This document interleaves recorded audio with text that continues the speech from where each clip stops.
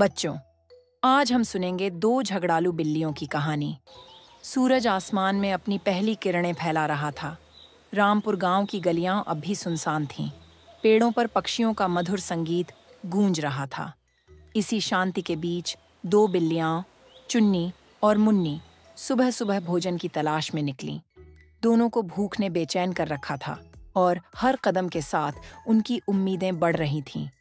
चुन्नी, अगर आज कुछ नहीं मिला तो मैं सच में बहुत गुस्सा हो जाऊंगी, मुन्नी ने परेशान होकर कहा। चिंता मत करो मुन्नी, हमारी किस्मत हमें जरूर कुछ न कुछ दिलाएगी। बस थोड़ा और चलते हैं, चुन्नी ने जवाब दिया।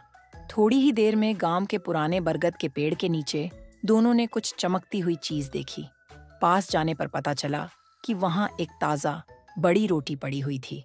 उनकी आंखें खुशी से चमक उठीं। यह मेरी है, चुन्नी ने तुरंत रोटी पर झपट्टा मारा। तुम्हारी कैसे? मैंने पहले देखी, मुन्नी ने गुस्से में रोटी खींच ली। दोनों बिल्लियां झगड़ने लगीं।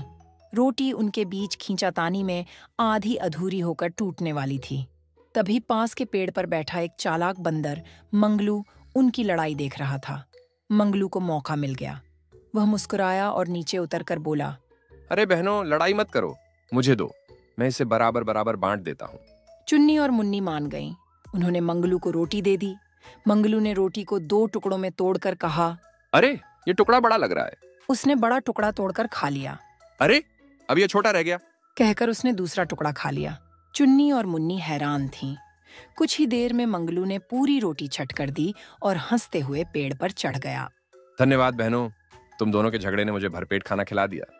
अब तुम आराम से लड़ती रहो।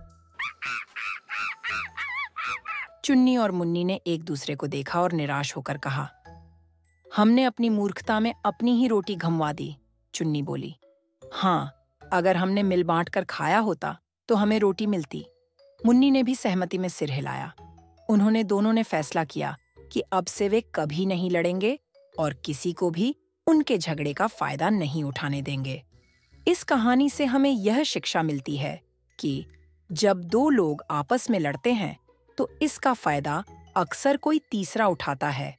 इसलिए लड़ाई के बजाय मिलजुल कर हर समस्या